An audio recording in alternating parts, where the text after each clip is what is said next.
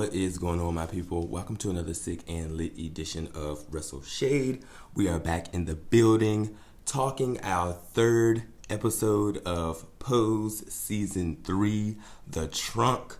Thank you for joining me. This episode was a lot to unpack, but in a sense too, this was one of the better episodes, I guess you could say. Nobody died this episode, okay? We didn't have to go to any funerals this episode, okay? It was better in the sense of it was more uplifting, and I think that this episode, like all of them do, no shade, no tea, I think that this episode taught us a smidge of a message. So let's unpack this. Let's dig into the episode, okay? Don't forget to like, share, and subscribe. If you guys want to, go get a drink, okay? Go get your little snack, okay? Because we're going to be here for a while. I have tried to shorten these recaps and reviews and shits and giggles, but it's just like with these hour-plus long episodes, the reviews are a little bit longer. And two, honestly, it's just like, child, over here at Wrestle Shade, we love to talk, no shade, no tea. We love to discuss, no shade, no tea. So it's just like, I'm sorry in advance. So we start off with a flashback, okay? We start off in 1978. Elektra is working the beat. No shade, no tea. She's working the streets. Okay, her and her good Judy. If you guys are familiar with DC, or if you know any famous scrolls that are in your area, I hope I pronounced that right. But anywho, think of K Street, DC, downtown DC, K Street. Oh, from back in the days, ladies. Let me stop. But anyway, the girls are working the beat. Elektra and her good Judy, and she's just, schooling her girlfriend on the do's and the don'ts within the game, and Elektra's, showing her pretty much in a sense how Mother works. And so Elektra walks up on this customer pulls up on Elektra, and they're talking game, and pretty much the guy offers Elektra $75 and a 6-pack of beer. Okay, said he was some owner or some executive of some type of store or something. I didn't really catch it, but I did catch when Elektra agreed to the agreement and said that he was going to get her a hot apple pie from McDonald's afterwards. And I'm just like, chill, what in the hell is going on? It was cute though, but it did show a little bit of how, the life was for the girls back in that era, 1978. The girls were, of course, at the pier, okay, putting in work, no shade, no tea. And so Elektra does what she has to do, and she gets back with her friend, and her good Judy, is just like, how do you always clean up like this at the pier? It's like, no matter if it's rain, sleet, or snow, bitch, it's just like you always make your coin. And I thought that this part was key here, what Elektra said. I mean, even though a lot of people look down on this type of career, so to speak, there is a way that you can carry yourself about it, just kind of like with anything else on the planet. If you are, positive and you're treating people right, okay, not stealing from your people, not robbing your people. I know there are some instances where, bad things just kind of do happen and certain situations arise, and it's no shade and no tea. Those situations are unfortunate, and I'm not talking about things like that. I think people within the industry know what I mean when I say treat your people good, and pretty much treat them like you want to be treated, not just like be total assholes to your customers and expect them to give you their money. But it's just like Elektra thinks more of herself. She has a higher mindset about what she's doing, and she wants to turn what she's doing into a enterprise. She's thinking more of her body. She's thinking more of herself, and she says it clear. She says to her good Judy that they pay more because I am more. Bam. Affirmation right there for you hoes, honey. Boom. It's just like it makes sense to me, because I mean, you could still be in that profession of work, but you could absolutely hate yourself because of what you're doing. You could have had past issues, and which led you into that type of profession anyway, because it's not the same for everybody. It's not like one day everybody just wake up and just like, oh, okay, well, girl, I'm gonna go work the beat, I'm gonna go suck dick for money, I'm gonna do this and do that, of course. And doing these things within these professions, I personally think that these things are very, very different. working on the beat, working online and or doing porn and doing stuff like that. Like these things are very different. It's very separate. And it's a different mindset that goes into all of those things. But anywho, Elektra is just like, no, girl. Like, I really want to do stuff. I have dreams, owning and wearing all these furs and jewelry, being in business. Elektra's actually talking about investing, okay? She wants to wear jumpsuits, honey, that make her look like a walking disco ball, honey, period. The girls want to be the light of the night. Like, she don't want the party to start without her in Studio 54. And, the girl is telling her, well, yeah, honey, you're going to have a sugar daddy doing all of that. And Elektra's like, no, honey, I'm going to invest in myself. Like, I have a business plan. I'm a little higher minded. And she was like, dependence, having to depend on somebody is a weakness. And the girl was like, okay, well, yeah, well, you sound like you're trying to be a white man. And it's just like, girl, you will never get out of the dumps with that mindset, honey. You just... Elektra is a key example of somebody who do what they got to do for the time, get their coin up, and then get out of it. And the other girl is somebody who maybe just wants to do it and make coin and just be satisfied with doing that the entirety of their life. You can just tell by the difference of the mindsets in the conversation. Coming to find out, the girls are walking back to the good Judy's house to get changed. At that time, because in 1978, Elektra was still living with her mom, as we get to see just in the next clip here. But the girl loses her key. And so a realization hits Elektra, and she's just like, oh, wait a minute, honey. Bitch, I can't go home looking like this, honey. I am in full geech. My mom, I'm living with her. She don't play that. And girl, I have to get dressed. Another girl, here she go. Girl, it's 5 o'clock in the morning, girl. Your mama ain't waiting up for you. It's 5 o'clock. And it's just like, girl, once again, Elektra know her own mama. She's just like, girl, no, you're crazy. You don't know Tasha Jackson, honey. We learn a little bit about Elektra's past life, in a sense, I will say, when we meet Mother Tasha Jackson. And this part for me was just a all-around gagger. It was just like the show turned into a scary movie for me. I thought we was watching the Amityville Horror for a minute.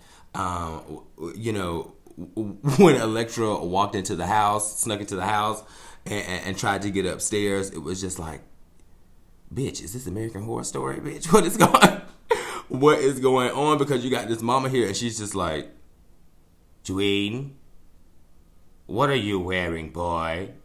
Hey, bitch, look. Elektra turned around, talking about something. It's Halston. I'm fucking dead. I am fucking dead. And then the mama sitting back in the chair. It's Halston. Come here, boy. And I'm just like, child, I can't do this. I already knew what was about to happen at this point, but Elektra and Tasha get into it, and she's just, I said I didn't want a cross-dressing homosexual in my house, and it's just like she gives the same old bit, that all the parents back then gave, and that's the only defense that they had. It's just like, oh, well, I put a roof over your head, and I'm paying the bills, and this and that, and I'm just like, yeah, I know that, but you chose to have me, honey. It's just like, girl, the same old bit with this mama. I pay the bills. I put the roof over your head. You do what I say in my house. This or get out. And it's just like, they get into a tussle. They get into a tussle, you guys. And it's just like the mama is telling him to take it off. And Elektra is just really hesitant. And it's just like, and I get kind of frustrated going back and forth, because it's just like you see Elektra from, a female presence, female energy, and you get the mama who is just like, tearing all of that down, and she's still making references to him as a boy, not even a teen, young adult, or man, or nothing, just like a boy. So for me, it's just like, yikes. But Elektra actually stands up to the mother after she done ripped the wig off and then tried to tear the dress to shreds, okay, and force Elektra to look into the mirror, talking about some, look, look at who you are. And it's just like, okay, Elektra's looking, she's looking, they're looking, and boom, realization hits, honey, that Elektra is Elektra. And she's just like, no, I'm gonna stand up for myself. I am Elektra. And, she cries and she runs off. And Elektra's like, you know what? I'm not taking this. After this look in the mirror, Elektra done snapped. And she goes upstairs to get her things, honey, because Elektra's about to leave. Leave that mama in that house right there where she's staying, honey. And Elektra's, running to what is going to be a very key instrument in this, a key object, I guess you could say, in this entire episode. Elektra runs upstairs and she goes to the closet and she pulls out the famous trunk, honey, the treasure chest, honey, the legends of the hidden temple, honey. For me, it's just like, I did not get the title of this episode at first. I knew all the way back in previous seasons and episodes when Elektra and Blanca had the run-in with the guy that overdosed and they had to, make do with that body. But I did not think we were going to get a flashback taking us, on this journey of the damn trunk, honey. But it was really, really good. But anyway, so Elektra is saying to her mother, I'm leaving. She's trying to gather her things. And the mama, here we go with this late-ass mindset. She's telling us, okay, well, you can leave, but that stays. And it's just like, the trunk? It's just like, okay, Elektra is telling you, okay, yeah, the trunk may be yours, but what's in it is mine. Mama, please. Can I please just take the damn trunk? And the mama's just like, no. Get out. Take your things. Get out. And Elektra's just like, okay, well, honey, you know what, honey? I am going to leave. I am out. I'm gone. And so the mama literally forces Elektra out and pushes her off the step, off the stoop. And it's just like, this part wasn't really funny, but I mean, yikes. I just really didn't get why the mama went ham. But for me, the part when Elektra gets pushed and she calls her mom and she's like, Mother! And she takes the time to put the scarf on and wrap her hair up. It was a little bit awkward for me just because I didn't know what was going on in that moment, but I saw that she was serving her mama, I guess you could say, letting her know that what she did not going to bring her spirits down.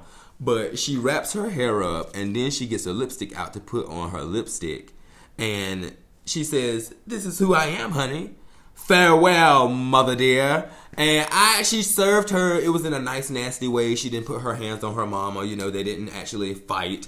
The mama was the one that was more of the, negative energy, so to speak. And that scene for me, I mean, it put a lot together and it gave you a lot of Elektra's past, bitch. And it lets you kind of know why she has the mindset that she has, and why she does for people some of the things that she do, because she didn't really have it all that easy as everybody thinks. So like, she has definitely transformed into a woman, and that's what she kept on trying to get over to her mom. She's like, no, I'm not a boy, I'm not a cross-dresser, I'm not dressing up, I'm not doing drag, honey. It's like, this is it, bitch. I am a woman. So this was cute. It served a lot for us in the Pose universe, okay? And we're gonna be moving on into the next segment of the show. Okay, you guys, so we cut to the next scene and we see Elektra walking down the streets of New York. She's serving wherever she's going, she's serving. And she's giving me like Alaskan mob boss, okay? She's giving me an Arctic mob boss. So she's walking up to this building and it kind of pans off and we see like the old school detective team. I immediately knew she was being followed and or she was being investigated, probably because of how much money she's made and or been making, no shade, no tea. And so she's walking up to this building, this mysterious building, mind you, and she's looking around, like looking back, like the way she looked, I thought she knew as if she was being investigated, but I'm guessing she didn't. So she goes into this building looking like the igloo mob boss, and she's taking off her things and everything, and we get to a scene where we see her actually walk inside of a room and it's like all glass. I'm just like, wait a minute, is this Elektra's office? Bitch, wait a minute. do she work here? Is this where she work? And so we see this other lady come up to approach Elektra, and Elektra asks her about the numbers and how's everything going, and the lady's just shooting off all the details, and I'm just like, wait a minute, this is Elektra's job. And then she says something, Elektra, says something about, numbers going up, and she's gonna have everybody getting off on the phone or through the phone sex. And I was just like, wait a minute. She is running a phone sex operation? She's in the phone sex industry? A boss, honey. She said it. She said she was going to make big moves. She said she was going to do what she had to do. And it's just like, Elektra has made it, bitch. It is 1994, bitch, okay? And Elektra in present day, honey, is doing the damn thing. She could care less about going to a ball, honey, and snatching grand prize. She is like the mogul of the start of a industry back in 94. So as her and her associate is talking, the police, the detectives come in, and for me it's just like they really did not disclose why that they were investigating her. I mean, I really didn't get that tea. And they were just really mean to her, telling her pretty much to come down to the precinct, and she needed to be questioned for this and this and that. And the whole time Electra's like, but what? Bitch, I'm at work. Can't you see what I'm doing? I've done nothing wrong. All of our papers, we can account for everything. All of that stuff is in the back, okay? We can go get that paperwork for you. And they're telling her that this was something else. And so she goes to the police precinct, and it's just like they're still questioning her, but they're really not telling her what all of is going on. And it's just like Elektra by this time is playing hardball. She was like, I'm not saying another word till I get my lawyer. And then they try to pull the switcheroo on her, saying that, okay, well, if you don't cooperate this and this and that, we can get a search warrant and do this and that and go to your home, and then if we find anything there, we can bring up other stuff. And it's just like, girl, what? I couldn't imagine having to go through that, you know what I'm saying, being black in New York at that time, but also too being a black trans woman. It's just like, damn, what the hell? And so Elektra kind of pulls it together, and she realizes that she has some things at her home that she don't really need and or want the police to see and or know about. So she kind of tells them she'll tell them all they want, but she still wants to call and get a lawyer. The girl give her 35-50 cents so she can go and make that phone call. And so Elektra wisely pulls it together and calls Blanca to tell Blanca about what the hell is going on, where she is, you know what I'm saying, what they're trying to do to her. And she tells Blanca to go to her house and get that trunk, honey, and remove that damn trunk. The trunk, is a very symbolic piece in this episode, as I've said previously. But now within the episode, you start to realize, okay, this trunk was in Elektra's life, when before she maybe started transitioning, and it's been with her. It's held her prized possessions, it's held her small fortunes, and it's held the skeletons that are in her closet. Literally. It's literally held the skeletons, honey, and the body, and the skin, and the organs, honey, and the blood, okay? No shade, no tea. Blanca is very, very hesitant on going to get the trunk at first. She don't know what she's going to do. She don't know how to do it. And she kind of argues with Elektra a little bit, but then she caves in, realizing, honey, that Elektra is her mother. Come on. Realizing that Elektra is her mother and her having to be there for the what? The family. Blanca, too, pulls it together and decides to help out in this situation. So Blanca, we cut to the scene where Blanca goes to get Poppy, and they're on the way to Elektra's house. Mind you, by the way, small side note T, we find out that Ricky is living with Mother. Ricky is living with Elektra. He has not, I'm guessing he is in the mix or the process of getting himself together. You know what I'm saying? Still trying to bounce back from that whole pray tell thing, but that's another story.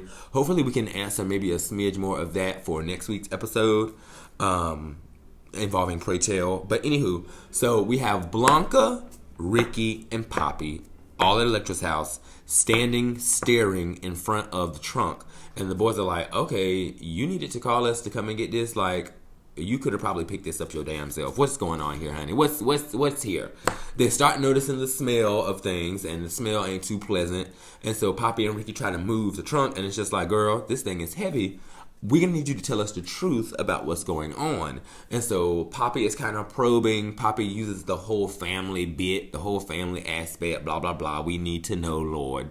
And so Blanca breaks down and tells the boys about what happened that crazy, crazy night where Elektra had, a client who OD'd. And, back then in that time, a trans woman would have been under the jail, key thrown away. Okay? And so it's just like Elektra was not going to put herself through that. And I'm glad she didn't, because look where she at today. Owning the whole damn sex industry, probably. Phone sex industry. But, they do that for Elektra. They get the trunk with the body in the trunk. No shade, no tea. It smells unbearable. I could about imagine all those years of having that body in that closet or traveling with Elektra. Child, it's just like there was even an episode I think from season 2 where Angel and yes, I think there was a scene or episode from season 2. And there was a scene within that episode where Angel and Lulu were at Elektra's house. And they were either practicing for a ball or getting makeup, tea ready, or doing something. And Lulu and Angel were like, what's that smell, girl? What is going on here? And Elektra really didn't even then, tell them about the body. So I could just imagine Elektra having dates at the house or doing this and that, having company, and them having to like put up with that smell. Even her having to put up with that smell, and then that smell constantly reminding you of what the hell happened, what you did, So yeah, the boys push the trunk along with Blanca all the way back to the house of Evangelista, honey. All the way back to Damon's room. They put some sheets and some a little tablecloth over it and put some little decorations on top, and they said they were going to use the shrine and they were going to make it out of a shrine or something like that. I mean, they did what they had to do. No shade, no tea. I would have probably got rid of that bitch as soon as we pulled it out the house. So you guys, within this next scene, and mind you, this next scene is very touching to me because it takes us on another trip down memory lane. But for me, you get to see the origins, so to speak, of some of the members of the house, and also to some of the other characters that we have seen throughout season 1 and season 2. So it's 1983. We're in another flashback, and we see Candy. We see Candy and Lulu, old school form, okay, along with Blanca. And we see this kind of transition of roles, so to speak, where we see Blanca, Candy, and Lulu as the children. And we see Elektra as the mother. And Elektra's at her place, or I'm guessing the house. And we have Candy, Lulu, just cutting the shit, talking shit to each other. Then we have Blanca kind of being the goody two-shoe, the favorite kid of the mother. And the girls are just like, ain't nothing to eat here. We really don't have no money, no coins. And, the girls are discussing back and forth about who's going to go and make the coin. And Candy brings up a point about, this is your house, mother. This is your roof. Whatever happens, happens. All under your guides. And so she says something to that effect. It kind of slaps Elektra into gear, so to speak, making her realize, hey, she is right. I do have to provide for my children. These are my kids. These are my girls. And so we see this moment where Blanca realizes mama don't have no coins, honey. She wanted to go to get some food or to go to the store so that, they could prepare dinner. And Elektra is looking through her wallet and she only pulled like $6 or $7 out, and she kind of snaps.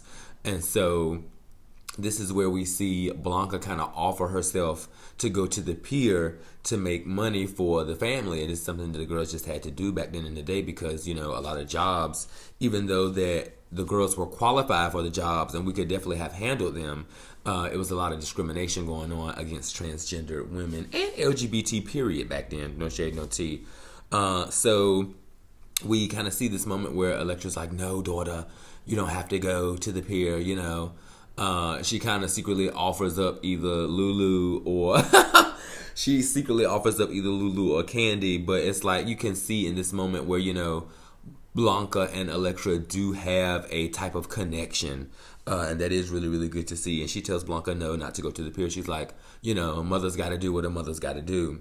And Elektra goes to the pier herself, and it's a really good thing. I mean, you know, I don't really know how things happened back then, but it's a really good thing that Elektra did go to the pier, because we see that this is where she actually meets Cubby, Lamar, and Angel, and it's just like, oh my god.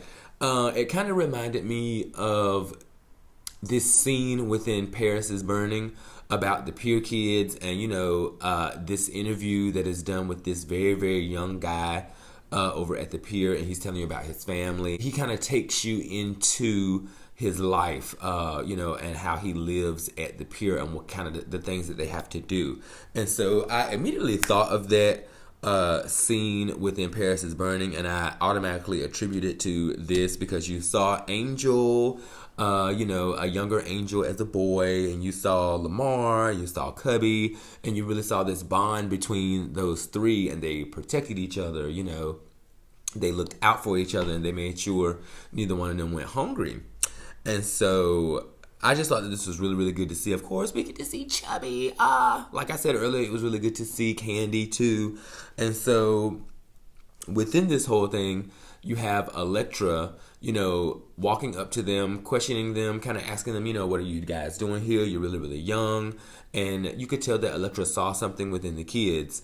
And so the date pulls up, no shade, no tea. Elektra is, you know, kind of showing them, you know, how a woman works, so to speak.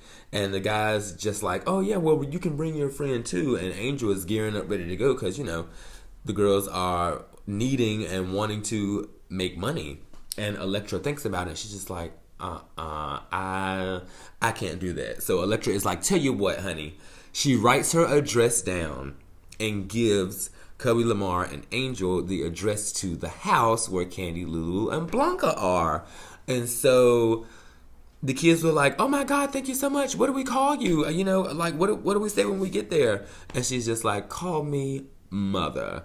And it was a really, really cool scene. And they pan back to the group, Cubby, Lamar, and Angel, and it's like, oh my god, bitch, can we trust her? I think we can trust her. Like, you see that fur? You see the way she's walking, honey? Like, yes, I'm gonna trust that walk. And so they get their things together and go back to the house, and it's just like this moment where you can see things starting to shape up.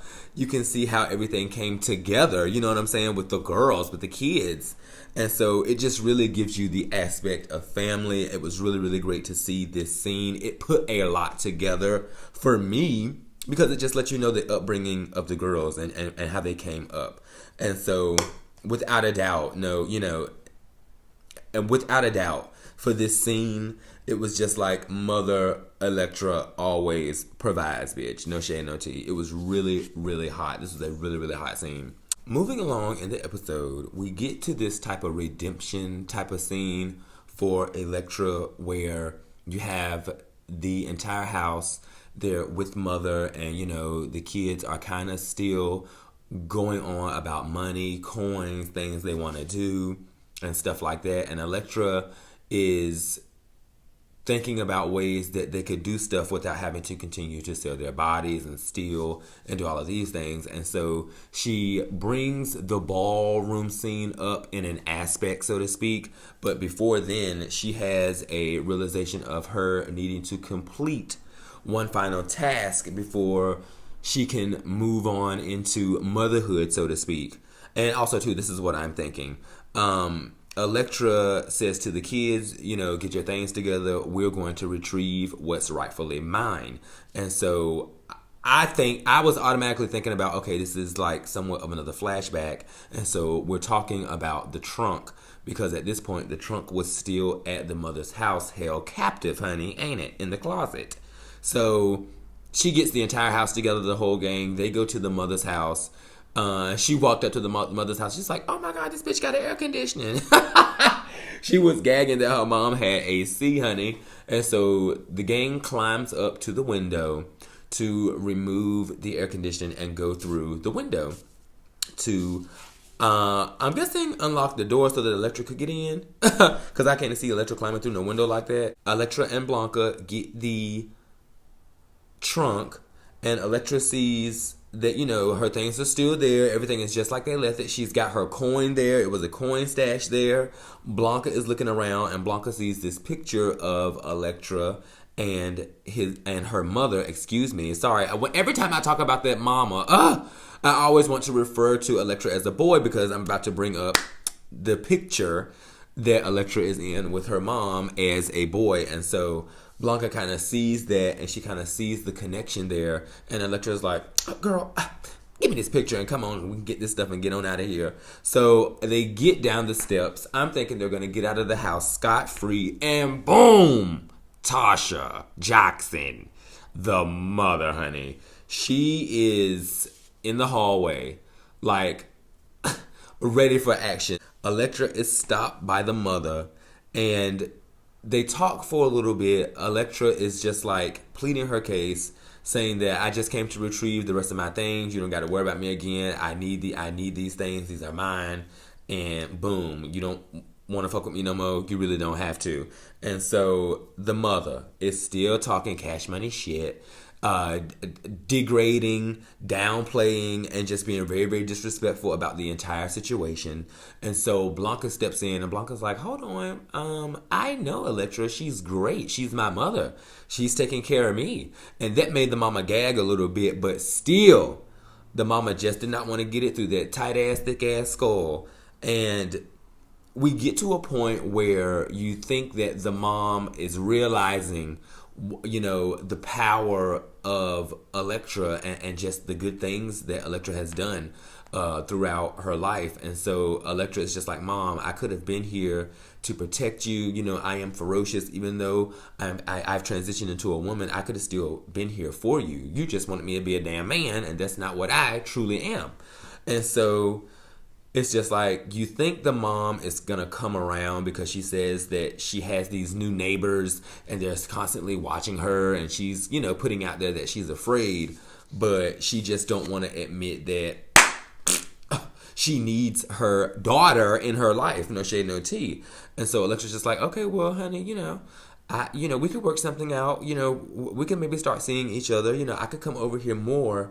And it's just like, the mama's like, oh, yes, well, we can patch things up and start over. If you could just tone it down a bit. And it's just like, boom, bitch, tone it down a bit. No, ma'am, Pam. You could see Elektra's entire face expression just change and turn.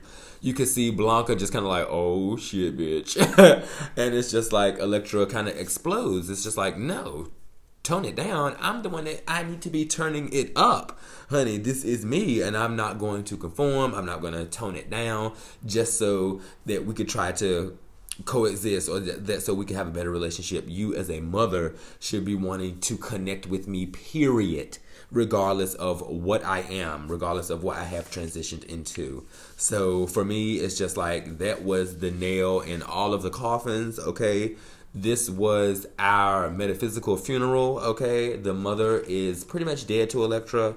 No shade, no tea. I know that it's something that is painful, and it really, really hurts to have that disconnect, but Elektra is done. They retrieve her things and they leave, and you kind of get this pan off of the mother standing beside the steps, like trying to hold in her cries, trying to be so strong, and here you go, acting like an asshole. You done lost your only child, honey, due to your thoughts of how they should be living, bitch. But anywho, that scene really, really brought us to the reality of Elektra and just like what she went through to become, the Elektra that she is, the mother that she is. And like I said previously, I think a lot of what Elektra has been through as a child and adolescence, going to the pier, seeing all these other aspects of what has happened to others versus her mindset, I think that it shows you, why she acts the way that she acts, and why she makes the moves that she makes. No shade, no tea. I mean, she's really, really calculated, and she got her shit together, honey. She is one trans woman that got her shit together, honey, all the way back from 1978, honey, all the way to 1994. Period, point blank, boom. So, you guys, we cut to a scene where Blanca, Poppy, and Ricky are at the Evangelista household, and the guys are still kind of blown away and gagging at the fact that, you know, they've just possibly toted a dead body halfway across town, honey. And so they get a knock at the door, and Blanca's like, oh shit, y'all know, act normal, act casual. I forgot Christopher said he was coming over. And we kind of gag because Christopher has his own key, as Blanca mentions that it's so nice that he has his own key. So they're really turning it up. Like, they, you know, really trust each other. And you get this sense of, you know, that they're, you know, deep and heavy within this relationship. And, you know, they definitely got each other's back. But anywho, Christopher immediately comes in being a damn detective, okay? Immediately smelling what is in the trunk. And he's just like, oh, God, my spider senses are tingling, honey. I'm smelling something. Is it in this room? It's in this room. No, it's definitely in this room. It's coming from over here. It's here. What is in this trunk? And so it's just like Christopher is challenging Blanca to tell him what is in the trunk. You know, he kind of gets a little irate. He kind of gets a little perturbed that, you know, she's keeping something from him, and he does this whole trust bit and, we got to believe in each other and all of this and all of that. And so it's just like Blanca's like, child, you probably won't understand, but here goes anyway. He's pretty much daring her to trust him. Yeah, he's daring her to trust him. Like, he's showing that he is ride or die for her, and clearly within this whole kind of back and forth argument, we find out that Christopher knows that Blanca is positive. So they have had the conversation, they've had the talk, and he has accepted it. And, you know, he still loves her, and he's just telling her, you know, I dare you, trust me. Let me know what's really going on here. And so Blanca tells him what's going on. He kind of gags a little bit, but Blanca's just like, now see, I told you, and boom, this is what it is.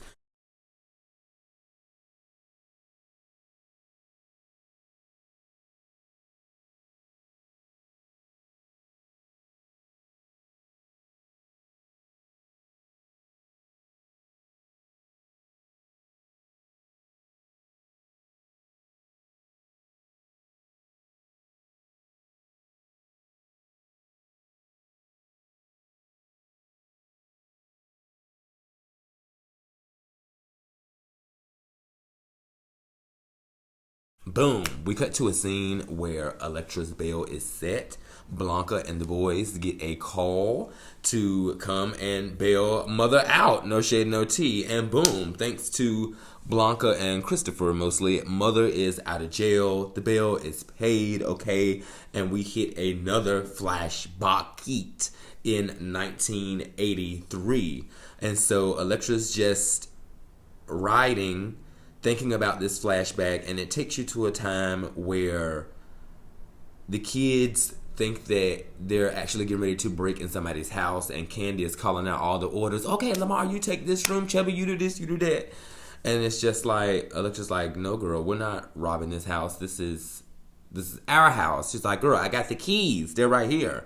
And so you get this realization of, oh my God, this is how it all started. This is where it all began. This is the house that Elektra bought the kids, and this is how they have grown to love each other, grown to take care of each other. You know what I'm saying? And so this was a great flashback. It showed you when Elektra first moved the kids into a brand new house, a better house, a bigger house. And so it's just like, this was a good flashback to see.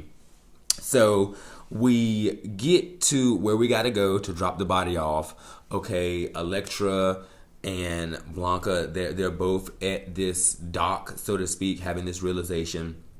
Wow, the guys are doing what they got to do with the trunk and trying to get the body together. Mind you, once they pulled the trunk out of the car, honey, they dropped the damn trunk, and the body came out, and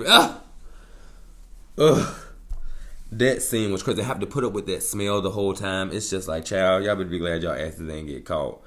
But no shade, no tea. The boys done dropped the body out of the trunk. The body rolls out. the guys get the job done. They tossed his ass in the river. They said a little prayer in their own way. Okay, of course, glad at the same time that their asses didn't get fried behind that whole thing. We still didn't know what Blanca had did to make the police, those detectives, interrogate her like they did and lock her up for as long as they did. But all of that is over. All of that is behind them. No shade, no tea. Back at the Evangelista house, the family is at the table. Blanca and Christopher tell Elektra that, the charges have been dropped. One of Christopher's friends had looked into it and got some things, dropped for Elektra. And so I thought that was a good thing. It also shows you, too, how far Chris was willing to go to help because of, his dealings with Blanca and, him getting acclimated with everybody else within the family, so to speak. It's just like, he is really ride or die, honey. This is also why, too, I think something's up with him. I think that, we're going to find out something about him coming up in later episodes. But anyway, Elektra does kind of get perturbed, kind of upset about, Blanca telling somebody else, all of her, inner business and, a lot of her past. And so Elektra then realizes, that, hey, this is what family is about. This is what family is for. Her and Blanca kind of have a side talk in the kitchen where you get this moment where you kind of feel like this is the moment where Blanca and Elektra are back at Elektra's house, when you kind of had that incident with the mother and how Blanca was there to see what Elektra had went through. We see that Blanca had actually kept the photo of Elektra and her mother, and she gives that photo to Elektra, and it kind of brings everything, for me, it kind of brings everything full circle. No shade, no tea. And we also, too, within that moment, have Elektra and Blanca having that heart to heart. Blanca announces that she got into nursing school. So yes, it is a great come around for this episode. It was not as drastic and drab and sad as the first two episodes. No shade, no tea. So I'm happy for that. And within all the good news, we kind of get our final flashback of the episode, and we go back to why Elektra named the House of Abundance, because she said to Blanca that she felt like she had everything that she needed. Of course, the definition of abundance. Hello, you guys. And so we get this flashback of the, what was it? Like a fairy tale as a house, bringing this fairy tale as a house, the House of Abundance, bringing it down to the ground, where we had Rapunzel, Little Red Riding Hood, the Big Bad Wolf. Okay, Mother Elektra was Maleficent, with the apple and everything. And it was hot. They really, really ate that fairy tale. At the end of the show, we have the family kind of reminiscing on, them and how they actually became a tight-knit family. When you think about some of the people that they have lost along the way, like, of course, Mrs. Candy, Chubby, and then to Pray Tell, losing all of his friends along the way that him and the council know. It is just like, wow, they deserve all their flowers now. You know what I'm saying? While the girls are here, I'm glad that we had an episode like this before the season ended, ain't it? Oh my God, they're saying that this is the last season. So at the last season, literally, we kind of get how everybody came together. We kind of get how everybody kind of formed these friendships from, like I said, Lamar, Cubby, Angel, Candy, Lulu, Blanca, Elektra, Poppy, Ricky, Pray Tell, the council. Like, you kind of see how all these characters came into play. You kind of see, like, a little bit of their origin stories, so to speak. And so we kind of end the show here with a family toast. Okay, we end the show to family, honey, to family. Elektra proposes the toast, and it's kind of like that's how the show ends, with Elektra smiling at the head of the table, honey, like Roman Reigns. as if, to say she's done it. She's accomplished it. She is running a successful business. 1994. She just beat some whack ass charges. Okay, she got that body from under her. She's lived her life as a worker on the pier, and now she's evolved into something else. And it's just like, child, I'm here, and this is my family, and we're only going to continue to grow. So this episode for me was the absolute deal. I did like this episode just as I've liked damn near every episode, season 1 and 2 included. Definitely, you guys hit me up in the comment section below. Let me know what you thought about this episode. Don't forget to like, share, subscribe. Hit that bell notifications to be updated and notified on when I upload more content such as this. And I will see y'all in the next one, honey. It is Monday Night Raw tonight, so all my wrestling heads get in the building for the shits and giggles, honey. And I'll see y'all later. Peace.